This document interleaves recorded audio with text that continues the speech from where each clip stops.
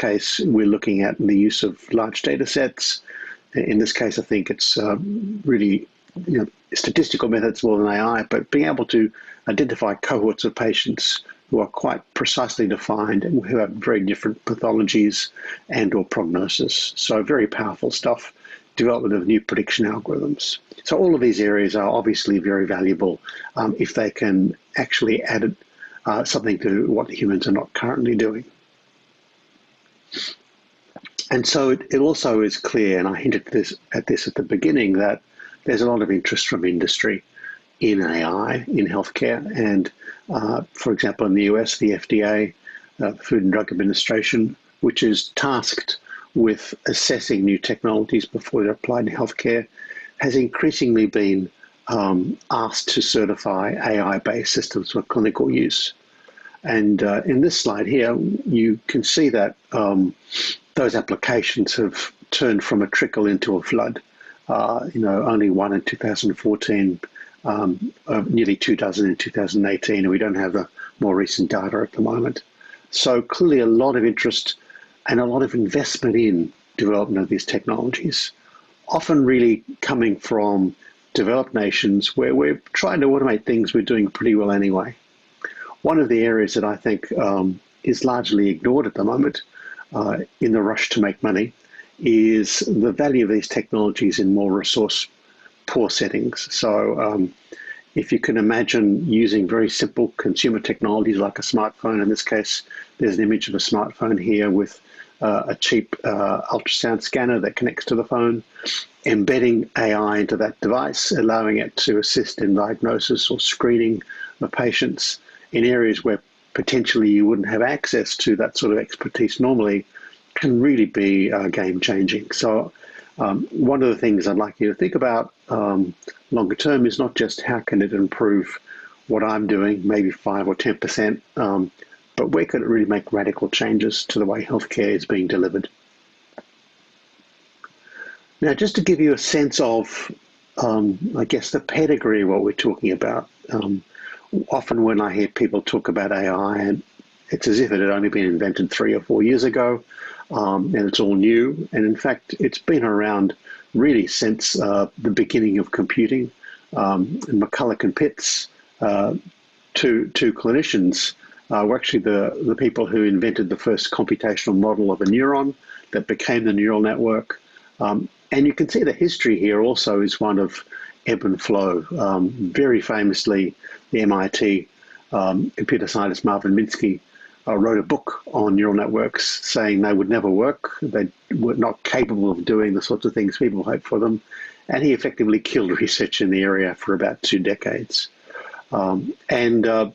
The same sort of very early negative thoughts came out from other people too. So in the UK, famously, this report by Lighthill basically terminated their AI research again for a long time. Having said that, AI in healthcare has been going on for a long time. But also with these expectations comes overhyping, and there is a risk even in the current setting that, especially in healthcare, there is a degree of technical overhype. And so we saw in the early 1990s what's called the AI winter, where people lost faith in the technology largely because it overpromised. And some people are wondering if this year is the beginning of a new AI winter, with so much money invested, with so much hype or expectation. And I have to say my own personal view is that that's just not going to happen. I certainly do believe that there will be some winnowing of small companies that really are overpromising, but that the large degree of investment that's going on is really going to result in radical changes. Just to give you a sense of where AI is today, we're all going through the pandemic right now. And it's true to say that at the beginning of the pandemic, there just was not the data around that you could throw at an AI to help out. But AI did actually make some important contributions early on. So one of the first things that AI did was to actually detect through scanning of social media and reports in the news that there was something going on very early on, and that the whole potential for pandemic was really detected quite early, just through case reports and concerns. The other big area early on that AI helped in was in scanning existing drugs, looking for those that might have treatment potential. So a whole lot of drugs that might have been repurposed were put on the list because AI had detected some potential there. And also AI has been very useful in helping in vaccine development, basically large computational models of protein structures, helping people identify potential targets for vaccine development in the coronavirus. And now as the data become available, as unfortunately we have more and more patients, AI is now being able to help us predict patients who might become more severe, that might need ventilation, might need to go to ICU. Given the ebb and flow of demands on resources, AI is very good at helping us allocate resources to where they're needed, and so forth. So I think we will see over the next 12 to 24 months, hopefully as the pandemic comes under control, that we will have a much more digital health approach to a lot that we do, supported by AI. So let's take a step back now. I've talked a bit about the history of AI. I've talked a bit about its recent applications in COVID. Let's look at the evidence base behind what we're doing. It's common for people to say that there's not much evidence base, that it's all case reports. But the truth is, if you look broadly and look beyond deep learning to all sorts of other AI methods, in fact, there are quite a few RCTs out there. Going back many years, I've just got some recent ones here on the slide for you in areas like screening, diagnosis, and treatment. So I would say that it's pretty clear that we have strong evidence that in principle AI systems can perform at expert level or beyond for all these sorts of tasks. And we'll talk in a while about what that might mean in terms of embedding those technologies in healthcare. But basically, in principle, these things work when they're well designed. Let's talk a bit now about, I guess, the capacity of AI to do different tasks. And these slides show AI's performance compared to human based on some benchmark tasks.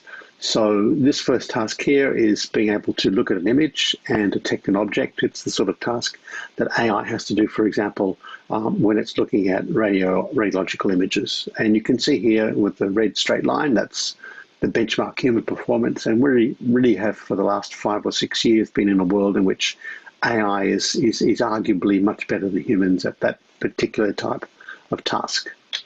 When we look at speech recognition, I think especially for single speaker recognition, AI is on par typically with humans, and we have to remember the AI has to be trained obviously to recognize those speakers, but increasingly it's getting pretty good at looking at these sorts of things.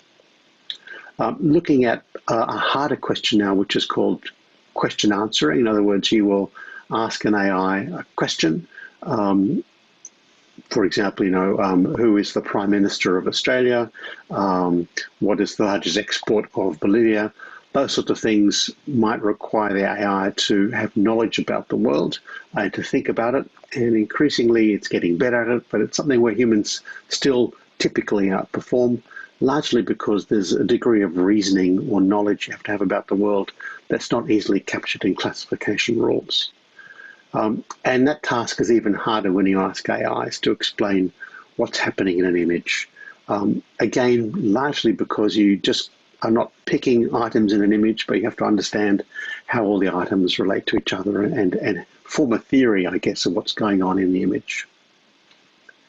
So let's look at, I guess, the capacity of AI to do these more difficult tasks, being able to talk about the world in a meaningful way. There is a system called GPT-2, and if you read the slide, you'll see actually in the last couple of months they released something called GPT-3, and it's essentially a giant human language model, which allows you to present it with text, and GPT will come back to you with what it believes is the appropriate completion or answer to the text. GPT-2 was pretty huge. It had 1.5 billion parameters. We talk about how big these models are. And the recently released GPT-3, you can see, is extraordinarily bigger than that, 175 billion parameters. Let's look at GPT-2, just to give you an example of what goes on. So this is a completion that I set up. I gave it a phrase. My father smoked heavily, so I grew up in a house filled with, and then it's up to GPT to see what it thinks a logical completion might be for that.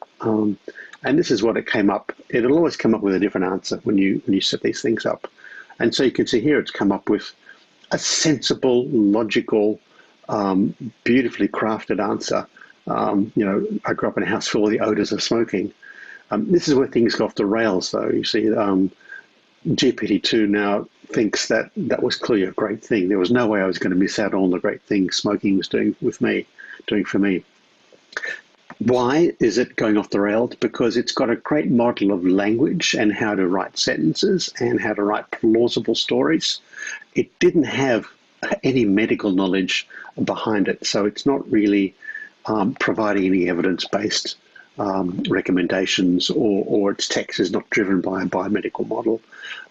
And it's quite plausible that the larger models will get better and better at it, because they'll be seeing texts not just that come from newspapers and novels, but will include clinical texts as well.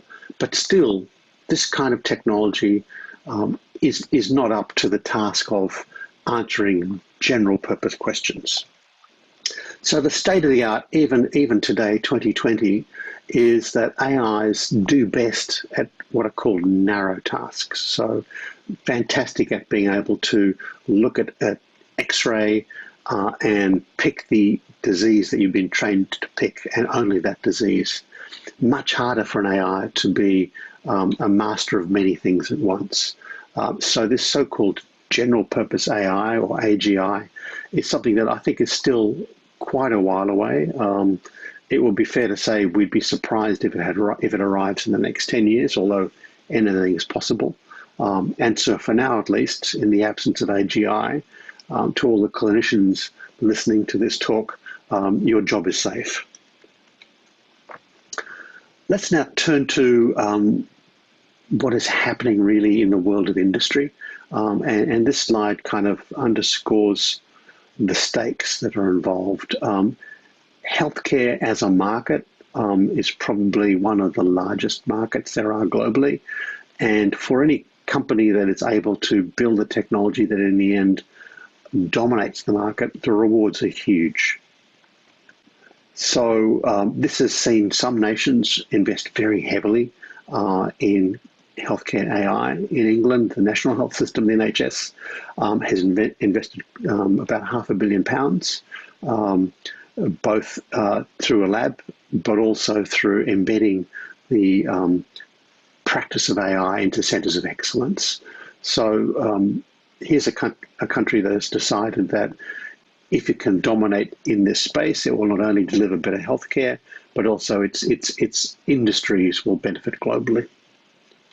Another very large company is called Babylon. Some of you may have heard of Babylon. Babylon provides what's called a symptom checker, which is a program that sits on a smartphone and allows consumers to tell it what's going on with them and then triage them, maybe provide advice or suggest they would see somebody to test them or to see what else is going on. And Babylon itself also offers in England primary care practices which are linked to their technology.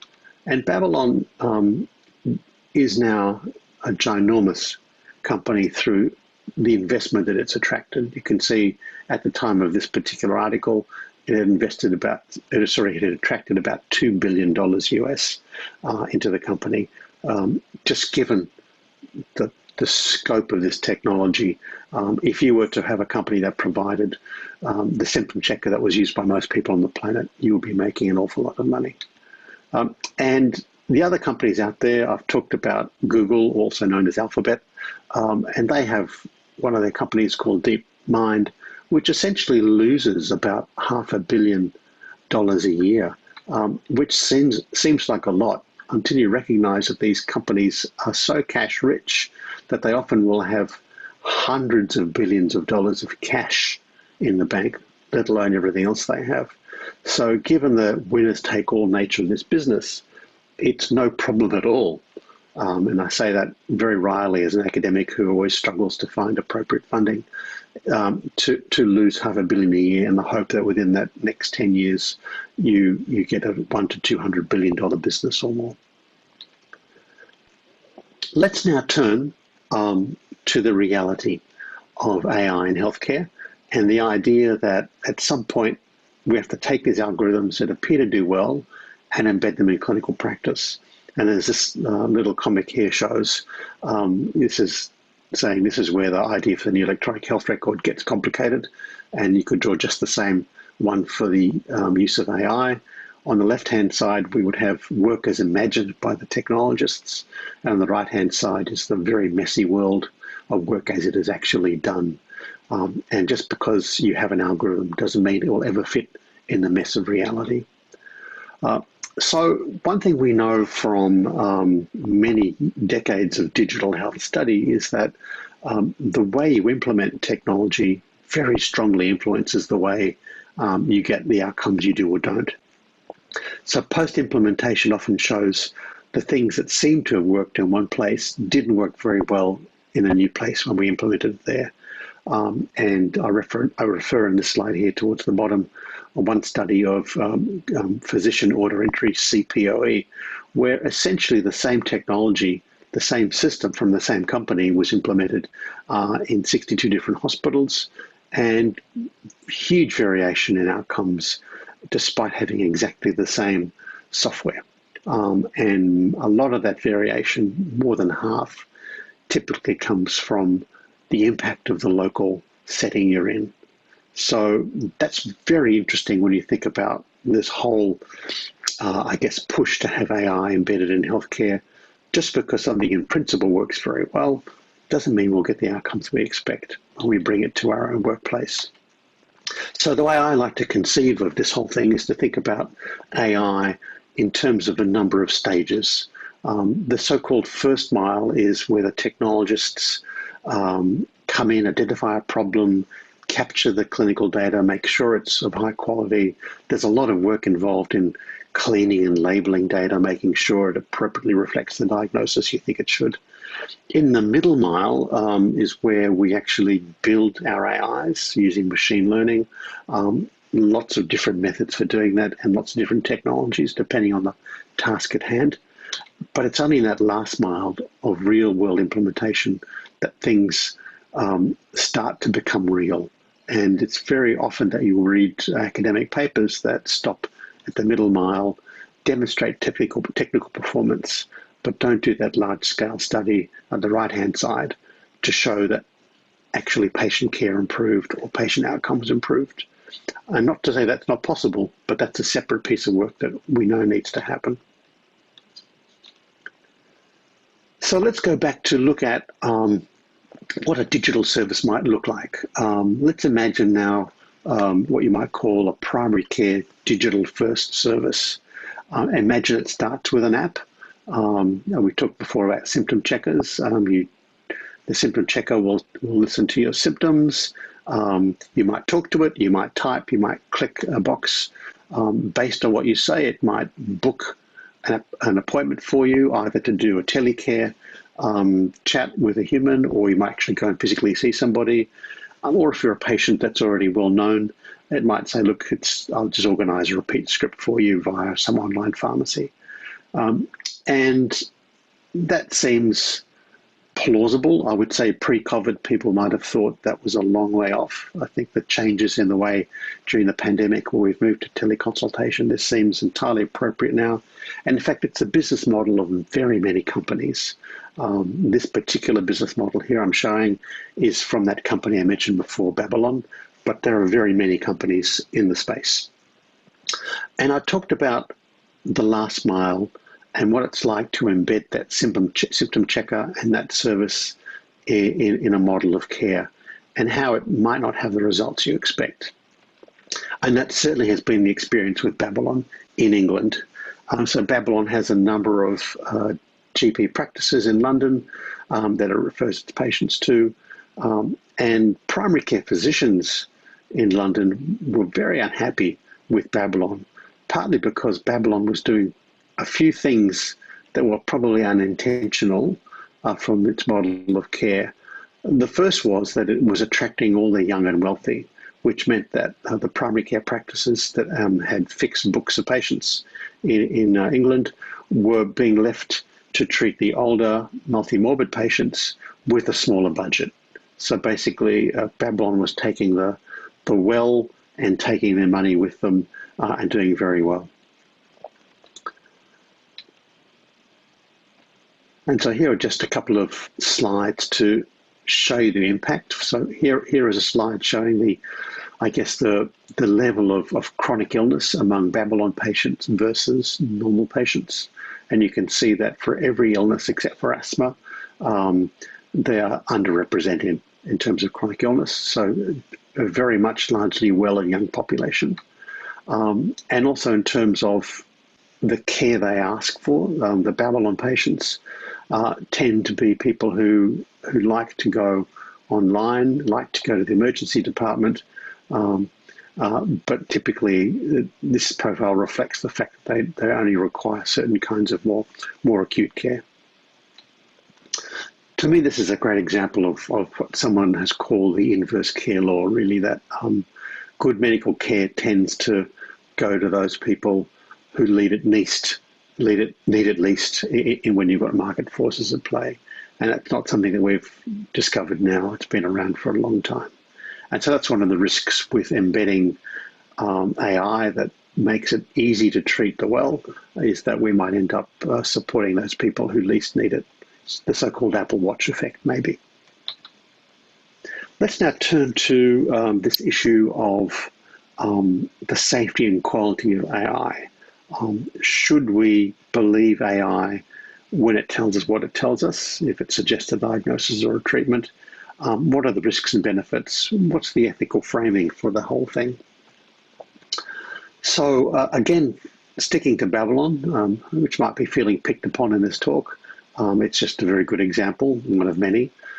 This is a paper that I and some colleagues had in Lancet a couple of years ago now, looking at the safety studies that underpinned Babylon. And given that no RCTs had been published and still have not been published about Babylon, all the available data showed that it was not possible to really say whether the system was performing safely or not, whether it was causing harm or not. It's entirely possible that this is a very safe system, but the regulatory structures don't really force technology developers in Europe, in the US, or even indeed in Australia, to undertake the same sorts of studies that you might expect, for example, for a new pharmaceutical. And that's an issue for many people.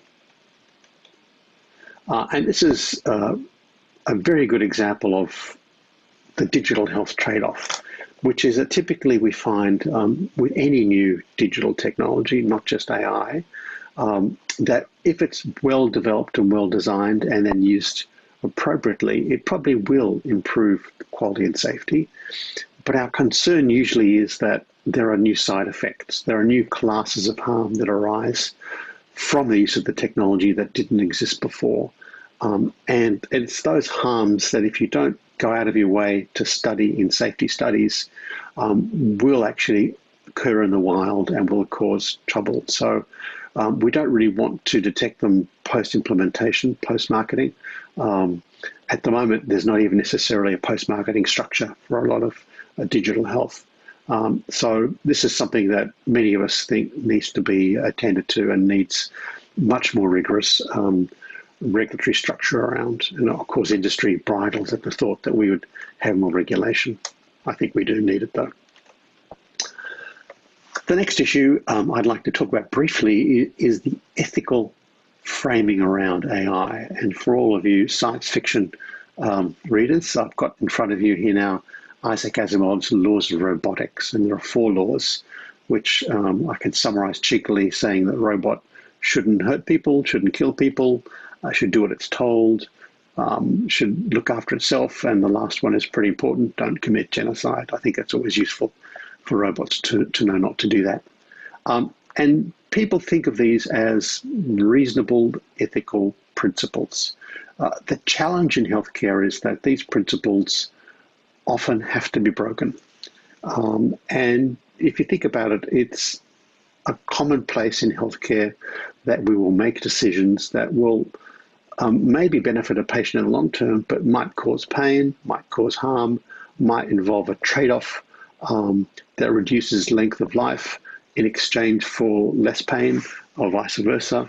Or we might have to make difficult decisions at the end of life. And here is just one of many studies looking at end of life. And it's very possible now to take clinical data from hospitals to develop predictive models using AI, and with very high accuracy, predict those patients in hospital who are likely to die in the next few days. So if an AI tells a clinician that the chances of a patient dying are extremely high now, what is the ethical structure around the advice that has been given to that clinician? Should they act upon it? Should they say, okay, I'm now going to do everything I should possibly do, everything I possibly can? Or should they say, we're at the end of life now and it's time to have a different set of conversations? Just because the AI tells you something, it doesn't really tell us ethically what is the right thing to do next. And many people are very interested in these very difficult and challenging questions. Another issue with AI is that it is actually very good at the things it does, but we don't necessarily want it to be that good sometimes. And here is an example of what I mean.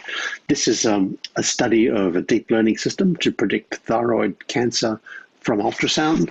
And you can see from the numbers here that the AI is exceptionally good at detecting thyroid cancer, better than humans. Our challenge is that in many nations, thyroid cancer is overdiagnosed and overtreated. We're detecting people with lesions that will never progress and subjecting them to treatments that probably will come with harms. And so the real challenge here is that if we were to be even more sensitive in picking up early lesions that will never progress, and we're harming more people through unnecessary treatment, we've actually made things work.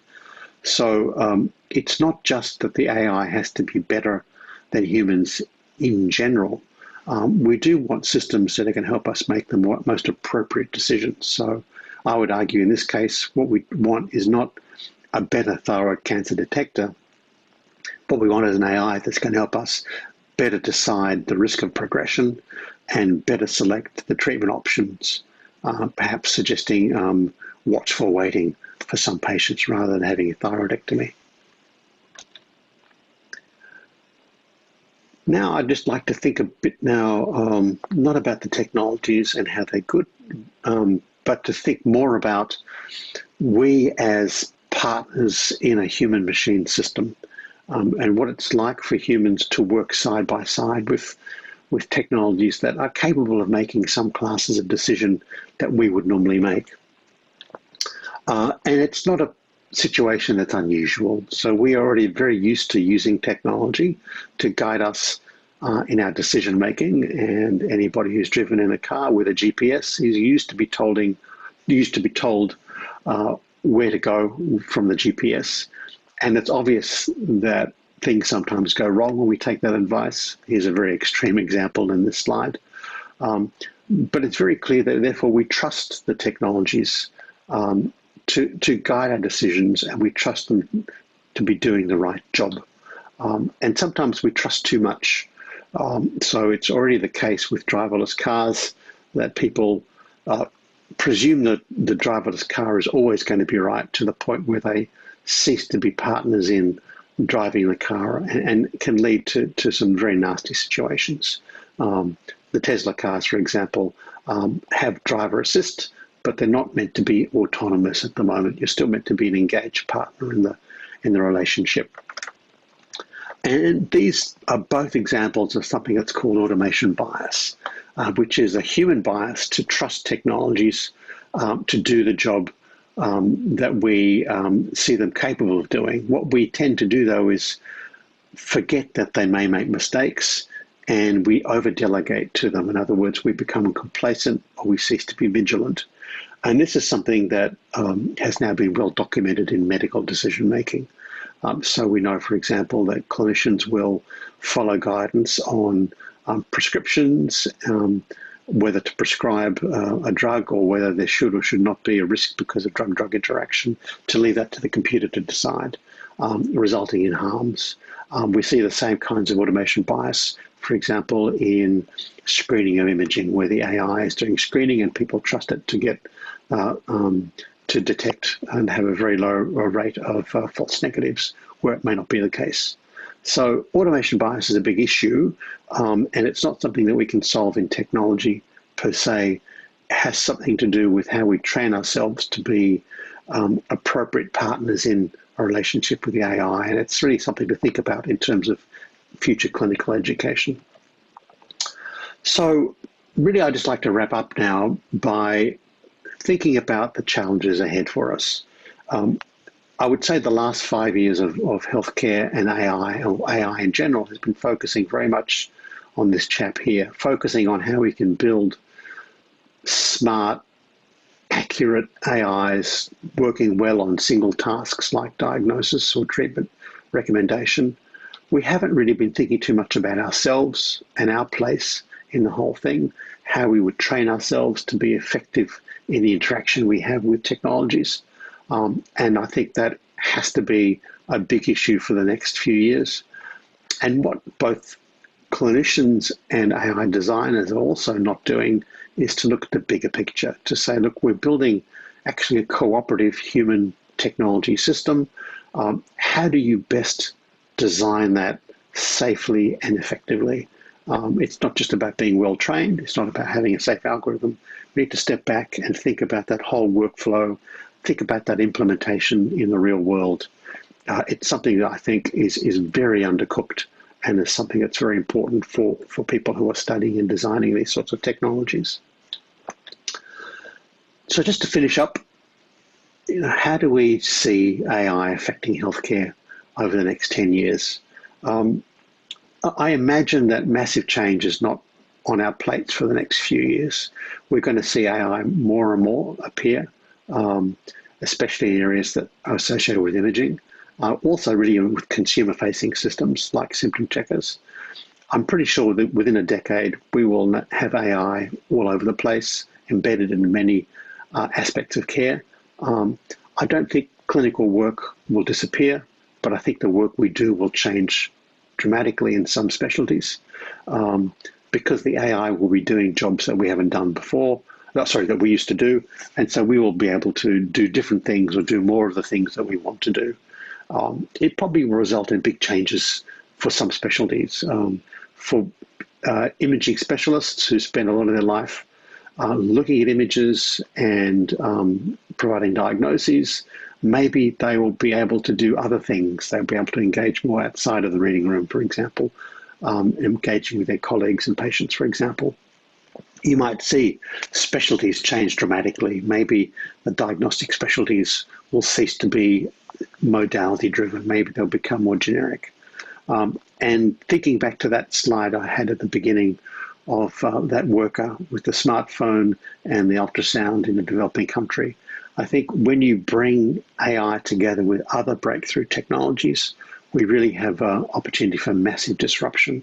And I think that, for me, is perhaps the most exciting part of the space, to be able to do things in dramatically new ways, and to bring, I guess, benefit to large populations.